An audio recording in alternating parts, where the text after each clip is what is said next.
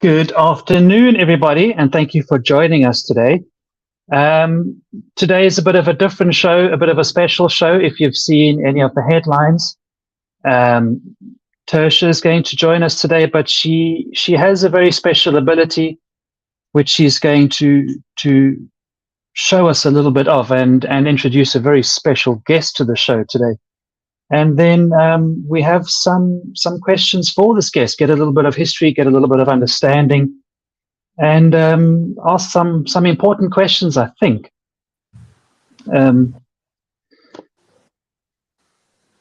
Hello, thank you very much for joining us this afternoon.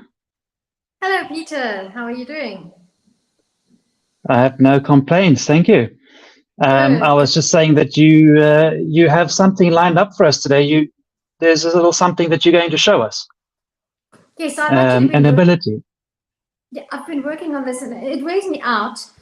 So I've prepared. I've slept, and I slept in late until 12 this afternoon, and it takes a lot of mental energy and focus. But with enough training that I've managed over the past couple of weeks, I have been able to channel or make contact with a very special lady who in the tradition that I grew up in wasn't paid enough attention to. And as a mother of 3 children, I feel a particular affinity for her and with her, and therefore I would like to see if I can channel Mary, the mother of Jesus, for our guests this afternoon. So if you're ready, just give me a moment, and I'll go through the process and see what I can do. So wonderful.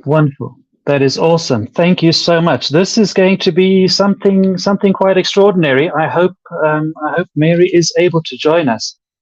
I have a number of questions I'd like to ask Mary, specifically regarding, I suppose, the young Jesus, the young boy as he grew up. We have a little bit of evidence, a little bit of history. Let's see which gaps we can fill. Mary, is that you? Are you with us now? Pete, yes, I'm with you in the spirit. So I've asked my channeler to put on the appropriate attire, which he's kindly done. So yes, it is a great honor and privilege to be with you today, and I hope that we can have a fruitful conversation. Wonderful. Thank you very much for being here. I dressed for the occasion as well. This is as smart as I'm going to look. This is indeed an interesting interview. You must have had. How was it? How was it giving birth to Jesus? I mean, this is quite something. Was it easy? Was it difficult? You know, having given birth at least 6 times after Jesus, I can honestly say that Jesus' birth was amazing. You know, my other babies, they came out all crumpled up, and some of their heads were funny shapes, and they were really, really difficult births. So maybe it was because I was older. I mean, I was only about 12 and a half when Jesus was born, but he came out. You know, it was just a smooth transition, and it was really much better than any of my consecutive births. So you know, I had my doubts when the angel said that I was carrying the Son of God, but the fact that the birth was unlike anything my mom had told me childbirth would be like, or what any of my friends had gone through. So yes, no, it was definitely it was special. It was very special. Oh, that's wonderful. One would imagine it would be, you know, something a little bit different. Everything about the story is a little bit special. We know a little bit about his early years from a book, the Infancy Gospel of Thomas. This is a book written, I would imagine, somewhere 120 years after you had left this world. I don't know if you know much about this book now that you're here with us today. Can you tell me, was he an easy child the first couple of years? Was he okay? Was he problematic? Easy boy? Pete, after the very easy and smooth birthing, I was actually really surprised at some of the things he started to do. The early years, up to about 4, he was mostly like other children his age, but when he was about 5 years old, there was this incident where all the kids went and played by the river one Sunday afternoon, and little Jesus made little he actually, it was so cute, he was really smart even as a young one. He made little dams, and he would purify the muddy water in those little dams. And then what he also did with the mud that he squeezed out to purify the water, he took this mud and he built 12 amazing little birds, so artistic. But in that society at that time, doing that was considered working on a Sabbath. And one of the elders walked past, and he came running up to Joseph and said, "Look at what your son has done." And Joseph got quite upset because, Jesus should have known not to make these little clay birds. And Joseph scolded Jesus. And I ran after them because I knew that already then there was conflict between Joseph and little Jesus. And I just saw Jesus wave his hand over these little mud birds, and they just flew up into the sky. And everybody stood there absolutely amazed. But Joseph and the elder scolded Jesus. And that didn't turn out well because then one of the older kids actually messed up the little clean water dams, and Jesus told this boy to wither up, and he just withered right there on the spot. He went from a 10-year-old to a seedless branch, and you can imagine that caused trouble in the community. So that's when I realized that perhaps Jesus' growing up years were going to be harder than his birth was. So yes, that was something that stands out clearly in my mind. No, I think that's all fair enough. His actions, his reactions, I think that's fine. That's what one would expect. The most interesting point that I'm going to take away from that, it actually reminds me of a Douglas Adams story from his book, where a whale ends up appearing from nowhere, plummeting towards the earth with a bowl of petunias. And I just can't help thinking that these little birds must have felt just like that. They suddenly appeared from nowhere and had existence. I hope they had a good day. I hope their lineage survived. It's a divine avian lineage that they've created there. The Gospel of Thomas does indeed cover this story. Pete, I just want to say that the names like the DA, I don't. Please, if you could just, it's really upsetting for me to hear those heathen names. So just try to not go there so much, please. My apologies. I will not mention Douglas Adams again, although Douglas Adams was a very good writer. The Gospel of Thomas does indeed mention the story as you recall it, and it's fascinating. But I want to know, do you have any thoughts on why maybe this Gospel, where we get the same information you've just given us, was not made canon, or it's more apocryphal, if I'm not mistaken. Is there any good reason why we should doubt this, even though you're telling us yourself, and why it's not in the Bible as such? No, no, that is something that has upset me for many, many centuries. And I think sometimes even Jesus still gets upset by the fact that the stories about him have been split into two different kinds of books, because, we just find that people have so little faith, that it's actually, it's sad. It's sad that people can believe that Jesus walked on water, but they don't want to accept that he did things like animating clay birds, and it's sad because the stories about my son should be taken as they are, and there shouldn't be two types of books, because you should have enough faith as a believer to accept all the miracles. We find it really sad, Jesus and I, to know that there are so many thousands of devout Christians who just don't accept all the miracles. It's a sad thing to our hearts, and we hope that that one day this will be rectified. We have been trying to speak to the Pope, the Roman Catholic one in Rome, but people have hard hearts. It's difficult.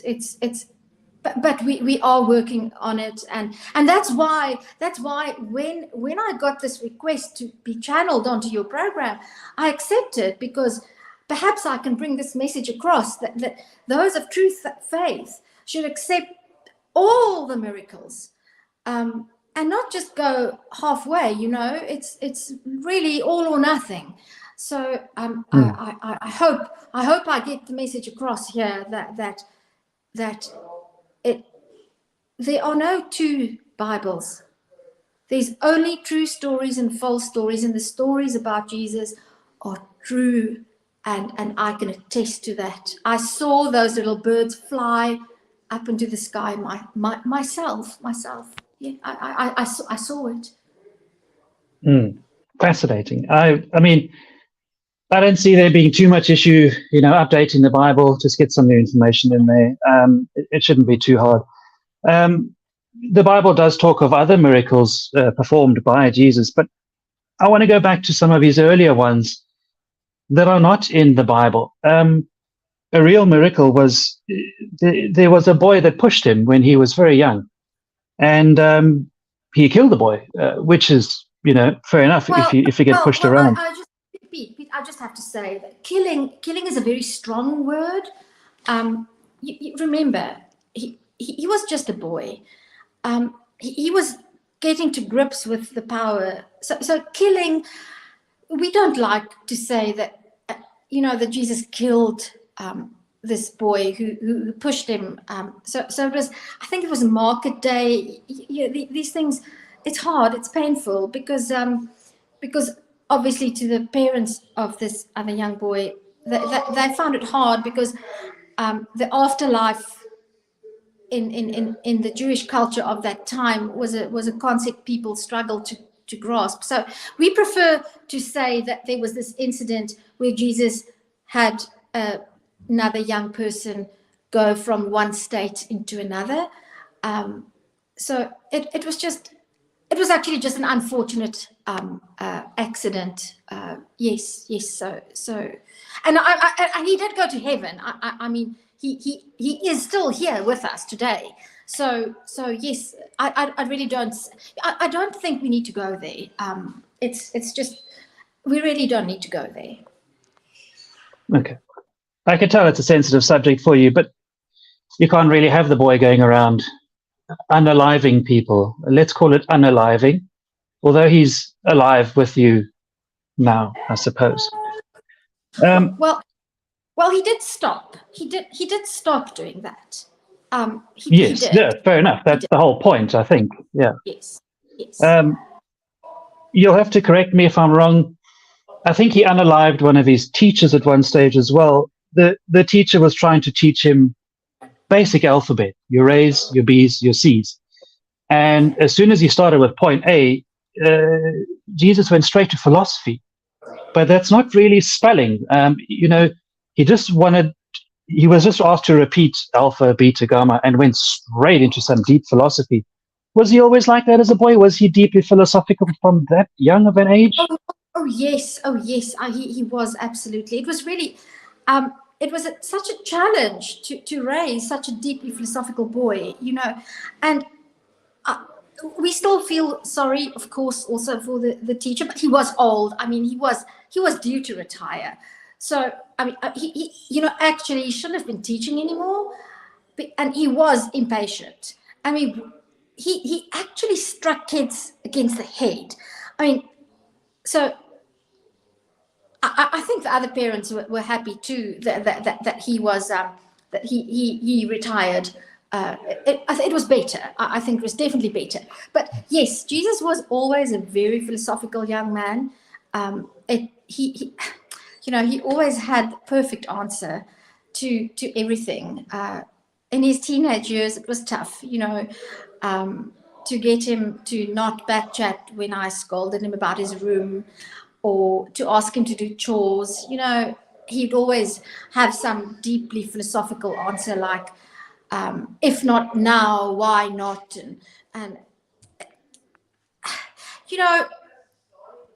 I definitely had, Joseph and I, we had our work cut out for us.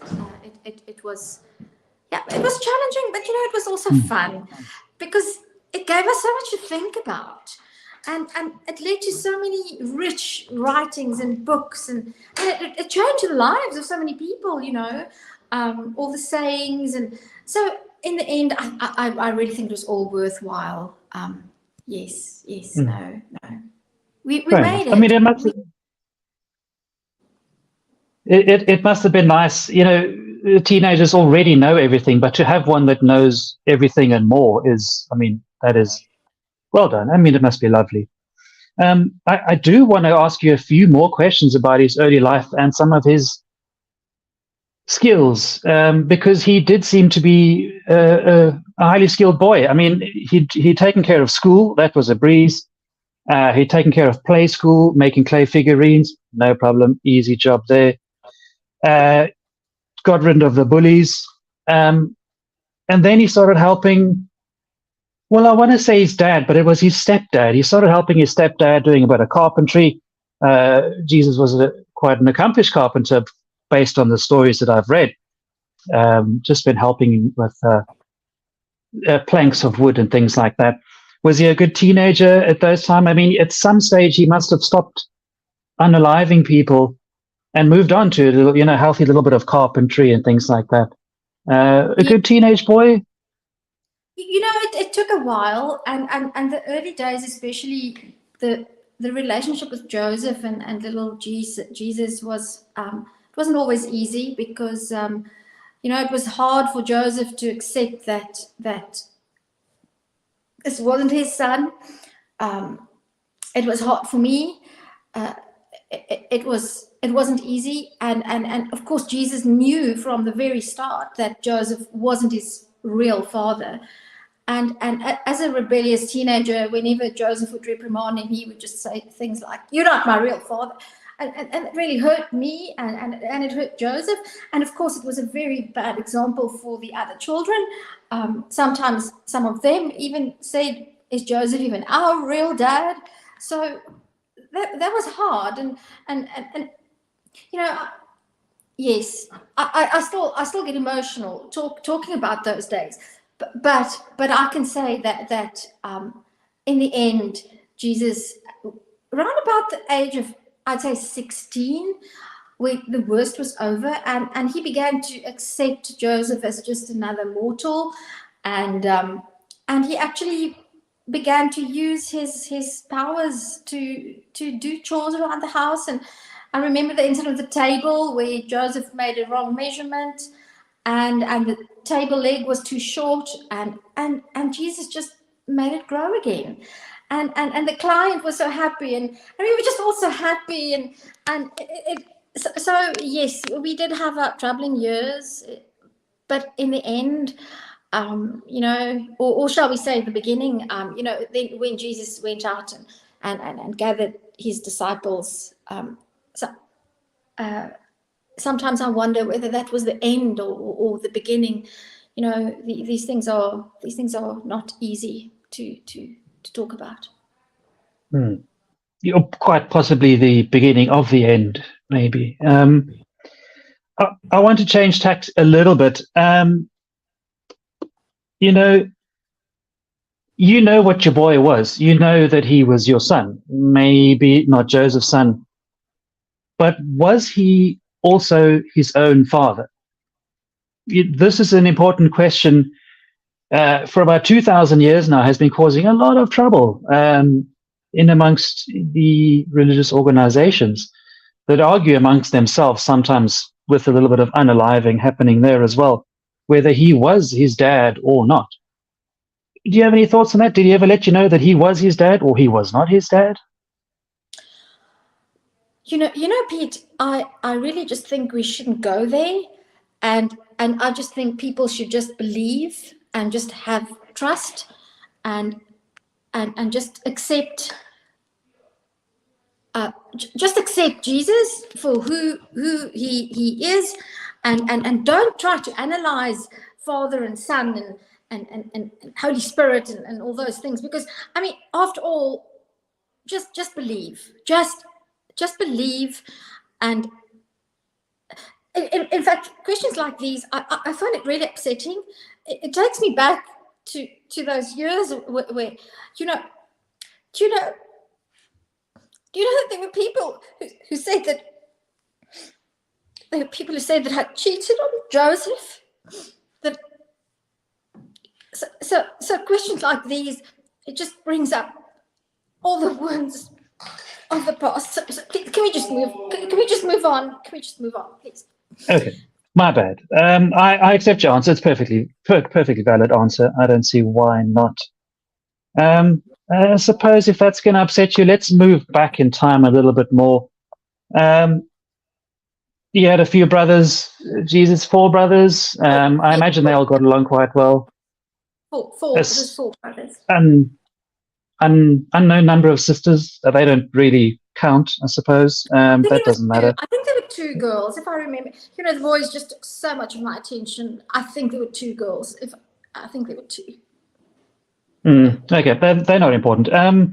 Tell me, he liked to get involved in household chores. I understand he would fetch water using nothing but his coat. Did he ever involve his brothers? Were they able to bring water in the same manner, or was it really just a Jesus skill? It was just, as he grew up, he was such a sweet boy, and the other boys were really jealous of him because he could do things that they never could. So yeah, he was, as I said, after 16, he was just such a pleasure to have around the house. So no, I just, sorry, but the other kids, it took them a while to accept that they were never going to fulfill his shoes. And of course, he was a bit of a loner in the family, you can imagine. The other brothers always feeling inferior. And yes, but no. Once he grew out of his violent period, he was really such a blessing, such a blessed boy. Amen. I suppose he had worked hard on his reputation. If you run around unaliving your friends and colleagues and peers, you end up being a loner. They might not end up. There'll be no one left. If you carry on in that vein, he had to grow up at some time. Pete, life is not a popularity contest. Life is not about being popular. Life is about doing the right thing, and sometimes that means just showing people what stuff you're made of. So yes. Yeah, you got to flex a bit every now and then. Yes. What did he ever want to be the popular kid? Did he envision what he would become given a bit more time? it's tough to say that, because he was always saying it's not yet the time has not yet come. In fact, I had to push a little bit. The first miracle that we read about in the book of John, that is incidentally in the accepted canonical Bible. I think I feel proud of saying that I actually inspired him to begin his miracle career. It was at the wedding at Cana. I remember it was a 3-day wedding, how weddings go. And Jesus was invited. The host was actually so nice. He actually invited Jesus and his disciples, which I really felt was very kind of him. And then about 3 days in, things happened. The wine was finished. There was no more wine, and the party was just getting going. And I just said to myself, Mary, it's now or never. Jesus has got to get up and do his thing now, because we've always known that he was special, and he already had his disciples in tow. And I just went up to him and I said, the wine is finished. And being Jesus, he said, well, he didn't say mom. It sometimes hurts. He often referred to me as just women, which is a bit harsh. But we have to understand who he is and things like that. So then he said, my time has not yet come, and I just knew that I had to convince him. And I just looked at him, and I just said, you can do this. He was in some ways very insecure. And I think it showed at times like these when he felt that his time had not yet come. And that he always told people, well, in some gospels, he told people not to reveal who he was. So he did have some confidence issues. But, then eventually he just bit the bullet, pressed the grape, and he turned those stone vases into the best wine we have ever had. And that's where it all began. And it was thanks to me as his mother. I'm so grateful that I was the one who inspired him, because that's when things really took off. And then there was no stopping him. That's what he raised people from the dead, healing the blind, driving demons out of people, exorcisms, and yes, the rest of the story. So yes, that's I'm very honored to say that I was there. I was the mother behind this God man, Jesus son. Yes. Yeah, proud mother, I can imagine. You were indeed the catalyst, which led to his initial rampage through history. Oh, that's wonderful. I'm glad that you were there to sort of egg him on and get him going. By this stage, he did have a group of pretty weird friends hanging around him, and he maybe wasn't ready. But yeah, you pushed him. That was good. That was good. I just want to see where we are with my notes. So, do you have any thoughts on why his earlier childhood is not included in the sort of main Bible as we have it? I know we spoke of trying to add it in, which again shouldn't be too much of a problem, but it's not there now. But you're telling us, you're confirming everything we know from this this sort of semi-rejected book. Fascinating. Yep. The only answer I can give is that even devout Christians, they just don't have enough faith. They just have to believe, that they just have to accept it, and they just have to bury the doubt about these infancy gospels. Because I always say to people, and I do appear to people often. So this channeling business, it's not rare. Well, it's more difficult for me to come on this type of platform, but I think this is where I belong, because the time has come to explain to all the non-believers, not just the believing non-believers, because that's what I call the people who don't accept the infancy gospels. They are the believing non-believers, because you can't cherry pick. You can't. Jesus was real. Jesus is real. He is real. And he was born, and he was 2 years old, and he had chicken pox, and he had diarrhea, and he had sometimes not much. His colic bouts were very, very short, like 2 minutes or so. But it's real. People just have to believe. And to me and to Jesus, it's a sign of unbelief that these stories are sort of pushed to the side and seen as not as important, because he is the Son of God. He is God, and you just have to accept that a God child can do the things that Jesus did. So I want to inspire all the Christians out there, all the unbelieving believers, to accept these early miracles. In some ways they're more important, because it takes more faith to believe in those seemingly trivial little miracles, like killing people and making mud birds fly. That, if you can believe that, then you are a true faithful follower of the Son. Absolutely. I hope you can see that. Yes. Yeah, the cherry picking thing is a smart comment to make from you, Mary. You either got to accept it all or none. I don't know if there's a grey sort of in between area. I'm not sure that people should really be arguing over this too much. It can lead to a little bit of unrest, a little bit of division. We could call it that, to be yes. To be fair, I just say the people who refuse to accept the grey areas, they do spend more time in purgatory, where it's really grey. So yes, just go for the light. Go for the light. It really, just go for the light. Yes, go for the light. Fabulous. Oh, I'm just thinking about how he made wine. That was lovely. Do you know anything about the sort of the odd bunch of boys he was hanging around at that age?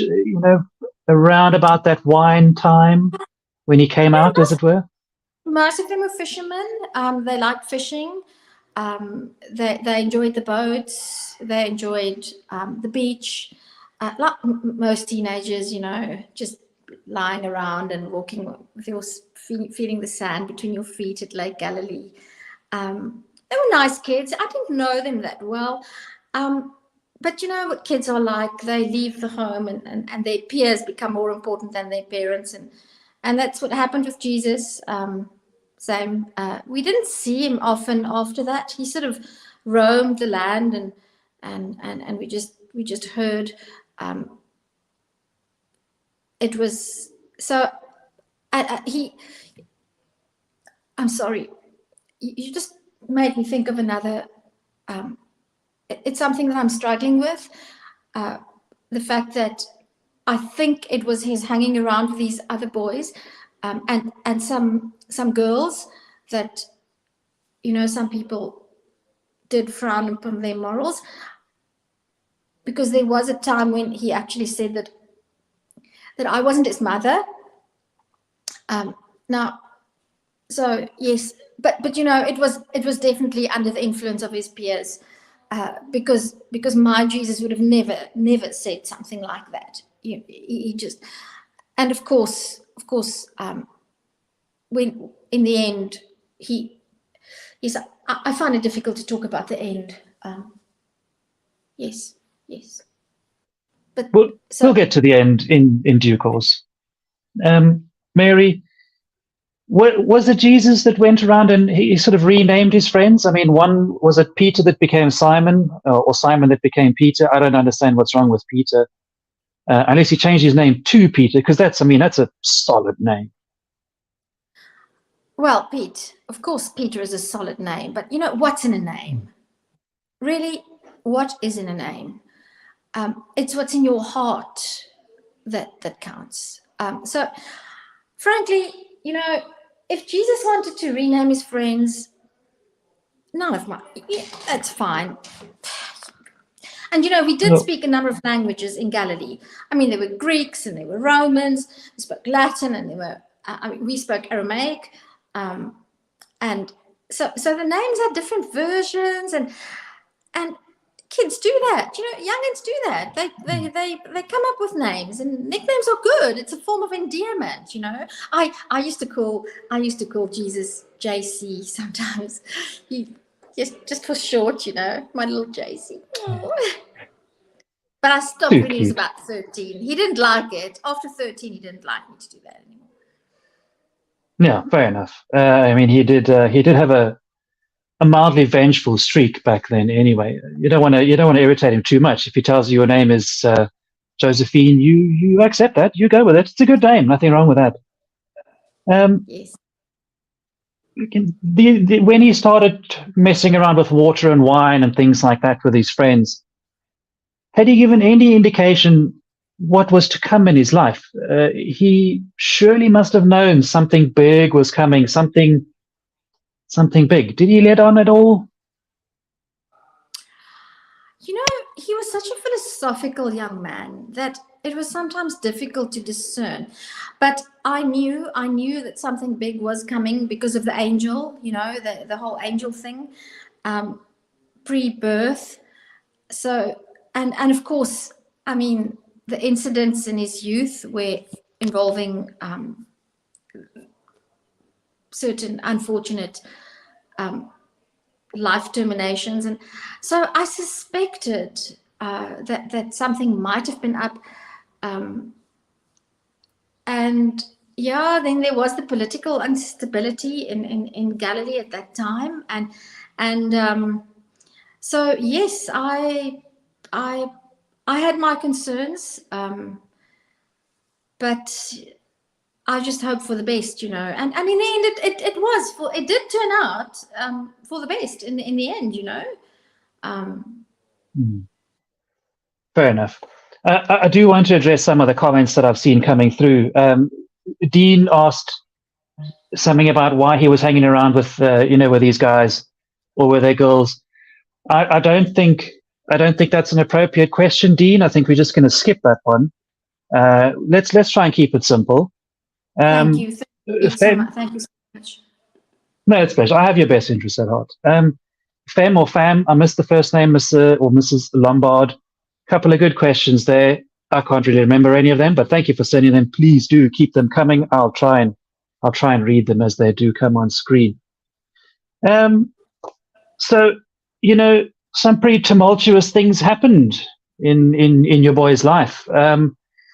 I don't want to dwell on too many of the more morbid aspects of it, but if we look ahead to after the event, the main event, and he had left us, did you know he was there or wasn't there, or was there but was planning on not being there for very long in his cave tomb? Yes, well, to me, he's God. So I knew that he would be going back to his heavenly Father, and to me that wasn't hurtful at all, and that's why I wasn't there the morning when the other girls went, because I knew they were not going to find anything, because he himself had prophesied that he would rise and that he wouldn't be there, and I just knew, Mother knows these things, and I also knew that while he was being crucified, my heart actually went out to the people being crucified with him, because I know that his pain threshold is, there's just no limit to what he can take. He's God. But the poor men hanging next to him, my heart just bled for them and their poor mothers. So that's the good thing about being the mother of God. Although I will say that what did hurt, the things the things he said about me not being his mom, that hurt much more than seeing him on the cross. And yes. So I mean, I don't understand why there was any doubt. Why did the people even go there? I could have told them he's home with his dad. I mean, really. So, yeah, it's not an issue. Why? It's and all the controversy afterwards. I mean, people to this day, did he rise? Did he exist? What the hell? Of course he existed. I mean, and he rose. Really. So, I mean, there's no contest about that. It's clear as day. Yeah, fair. I mean, it's in the Bible, so it should be accepted. Absolutely. Yeah. I mean, as all the other stories, my fight, Pete, my fight is to get all the stories that are not in the Bible to be accepted as well. That's what this is about.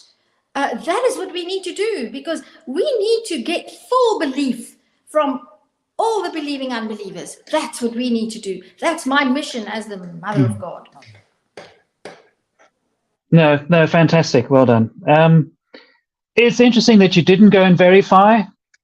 I want to make a note of that. But I mean, you knew he was a special boy anyway. Over that weekend when we had the troubles, let's call them that. And don't worry about the other guys on the crosses. They were hardened criminals. That's just part of life. Did he come say goodbye? Did he pop in? Like just on his way out or up, wherever it may have been? Any last words from him? Not to me personally. But I knew that I would be seeing him soon. I mean, my own ascension was not too long afterwards. Over these many centuries, the dates get a little bit fuzzy. But so I knew, and I didn't hold it against him that he didn't greet me. I mean, things had to go according to plan. It's all part of the plan, and the plan is greater than the individuals. So I accepted that, and I knew I would be with him as I am, daily. It's so yes, no, it was, as I say, it would have been nice. It would have been nice. Just a little farewell would have been nice. I mean, he could have blinded the guards watching our house. But, as I say, trust the plan. Jesus is the plan, and just trust the plan and go with the plan. And it's just turned out fine, No, absolutely. Wonderful. Yeah. Blinded the guards at the very least. I mean, we know he had more skill than that. Just looking at another comment, there was Mr. Abraham made a comment about the Quran, which borrowed heavily from the Infancy Gospel of Thomas. That was taken from that particular story and put into the Quran. There we go. Thank you very much, Dean. So there's another. I mean, that's probably prophecy as well. That's you can't discount that. If there's two books corroborating the same story, two books corroborating what's written in a third book. I mean, and one of those books is a huge collection of books. I don't see any point in rejecting some of it, but accepting some others. But that's not very important right now. I couldn't agree with you more. As I say, you just have to go with the plan and believe the plan. And the thing that I just find difficult to explain to people, well, I can explain it, but I just don't understand. As I said, if you can believe that my boy walked on water, as why can't you believe that he made clay doves fly? Well, they were actually they were little mossies, little birdies, not doves. I mean, the doves, that's another story, the doves. But why can you believe one thing and not the other? His spittle had miraculous power. He I don't know if you know the story, but he actually came across a blind man and he mixed some of his spit and made a little bit of mud. He was actually, I think if Joseph wasn't a carpenter, Jesus might have been a potter. because he loved playing with mud and building things out of mud. He was very creative. Oh, he was so creative, you know. The things he made out of clay, and you know, if anybody, you know, Adam and Eve were made out of clay by God, and Jesus also loved to make little clay figurines. That's not mentioned often, but I mean, it was really special. So, but his spittle was miraculous, and he rubbed it on the man's eyes, and the next thing you could see, you know. So why not make the little clay birdies fly and just lengthen table legs and things like that? It's so indicative of who he is. Mm. No, it's true. I mean, I'm pretty sure that's been confirmed as well. The split blindness cure. Interesting to think about.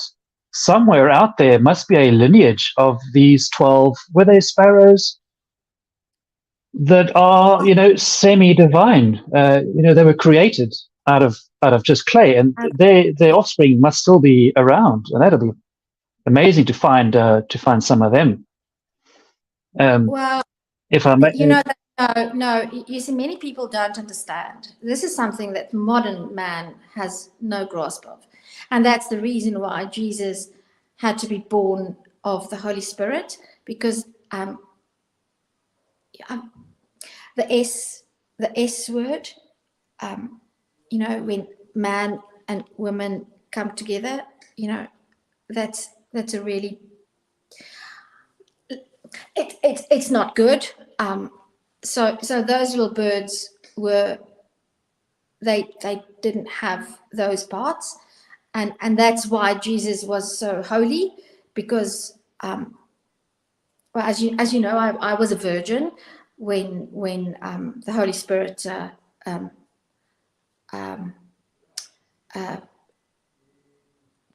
never know how to put it. Yes, we did come eventually. Yes, okay, hang on. You know, this is difficult for me to talk about because, okay, but eventually, so the reason why that it had to be like that is because of that act of creating new life in the traditional way is very, very sinful, as one can understand, and that's so Jesus. Yes. Yes. So it's important. People need to keep mind of that. You know, that's one of the reasons why it had to be the Holy Spirit. Yes. So, but that's, to me, that's also a sensitive topic. You know, it's sensitive. It's very sensitive. Fascinating. But I'm actually more interested in these birds. You know, what you guys get up to behind closed doors. I think there needs to be some mystery, you know. I think you need to leave some questions unanswerable. I agree. But basically I agree. Pete, I just want to say the mystery has to be there. I can't agree more in the mystery. Without mystery, there's no belief. Belief is dependent on mystery. So hang on, Pete, hang on to the mystery. It's absolutely vitally important. So, yeah, I won't press you on any of the more serious questions. So basically, he made a bunch of like single-use birds. That's wonderful. Did they fly off? Did they live a day? Did they live a week? Did they have happy lives? They would have had no nests to go to, no partners. Hopefully, it was a short existence for them, you know, sort of in and out, and off you go. Which it's another interesting thing. He was pretty good with seeds. He was an accomplished farmer, an extremely accomplished farmer. One seed would do the work of 100 seeds when he was helping Joseph in the field. I wonder if there's a lineage of sort of like divine wheat. Maybe it was barley that they planted. I'm not sure. That would explain beer. That would explain a lot of beer. I just wonder if that kind of lineage can be traced back as well. You know, find a crop of super special plants that Jesus manifested into reality. Pete, I just want to say that you're really overcomplicating things. The only thing that matters is that we had food in the house. You know, we were poor, So really, why you want to go on about lineages and finding DNA in seeds that Jesus made? I mean, really, just go with the miracle. Go with the miracle. The mystery, Yeah. embrace the sublime mystery. That's all you have to do. Again, yeah, I suppose then we needn't pay attention to the comments from Mr. Lombard as well. It is just a special pregnancy. Forget about the barley, forget about the wheat, forget about the birds. Let's not go there. Then I'll respect your wishes. I mean, it really leaves me at the end of my questions. You've answered everything I've asked you perfectly. I couldn't ask for more. It's been really insightful. I mean, you were a second choice guest today. I'll be honest, we were hoping for the guy himself. I imagine he was busy somewhere else. So we accept your visit with us anyway, for what it was worth. Fascinating answers. Thank you so much. Did you have any closing thoughts? Dean asked what your thought is on mysticism. Did I pronounce that right? Mysticism. I hope you pronounce it right, and that he's not referring to mythicism, because mythicism, both Jesus and I, we find it so preposterous, and it's actually really it's just like a slap in the face, So mysticism, absolutely embrace the mystery. Mysticism, it's the essence of peace. It's so mystic. Mysticism is just, it's just sublime, and it's just so nice, But mythicism, well, I think I'd rather not go into mythicism. It almost upsets me as much as the name of that other fellow you mentioned before. So Douglas Adams. Sorry, I did it again. Yes, him, that one, yes. Yes. So that is an insult to me. Personally, I find it a personal affront. I've been living with this for centuries. That I'm only the mother. So let me just compose myself. And say to you, thank you for giving me this opportunity to open up the myth of what happened so many years ago, and to inspire the unbelieving believers to accept all the miracles, and not be so selective and cherry picking. Cherries are not good. It's the vine and the grain, those are the good seeds. The Bible makes no mention of cherries. So that is an abomination, to cherry pick what you believe. As I say again, it's all or nothing. It's heaven or hell. There's no in between, except for purgatory, but that's another story. But so I just want to impress on all believers: Catholic, Roman Catholic, Western Catholic, Eastern Catholic, canonical, extra canonical, biblical, extra biblical. Just believe the mystery, and just accept the mystery, and just may you be blessed. Blessed be thy. Thank you, Mary. Thank you so much. There's some questions that we just shouldn't ask.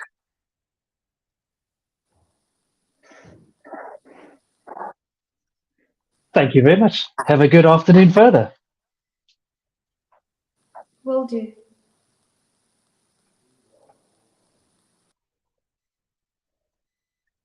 Guys, if you tuned in, thank you very much. That was a lot of fun. Is that yes, Churchill? I'm back. Hello. I'm actually so tired now. It's really tiring. It takes a lot of me. out of me, and puts a lot into can me as imagine. well. Yes, no, it's yes, it's quite it's harsh. It's hard. Yes, especially You for an did well though. unbeliever. You answered everything. It was perfect. All Well, it's the not answers me. were It's not me. great. It's Well, yeah, fair enough. Yeah. I claim no credit for this.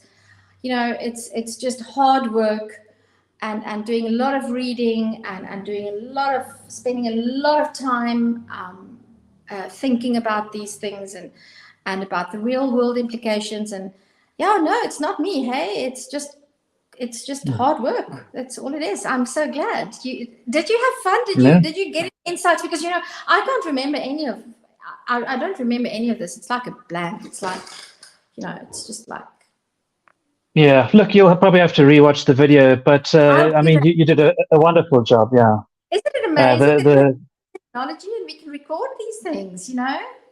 yeah, lovely. And I mean, people will go back and look at that video for centuries to get the answers that you gave, the real hardcore answers, that people are asking. I think you would have solved a lot of problems there. Not that but yeah, it's going to be groundbreaking. I'll watch the video. Tie. I presume it was specifically for the interview that you came all dressed up. Me, yes, I did. I am wearing my smartest shirt and tie. I think, I don't know, whatever. But I mean, for an occasion like this, I had to dress up, and I've really done I've done as much as I actually really felt like doing. Really. Okay, The power just cut. Die krag is nou net af, so the power just cut. That's why the link just went away. Thank you, Eskom. Thank you, Eskom. Thank you, Ben. It is a nice tie. It is a very nice tie. Dean, you have to. Yeah, I didn't know. Now. Yeah, that's it. I suppose we've got all we can from Mary. Thank you for your efforts. It was a pleasure. See you again. Okay, we'll do that again. Bye.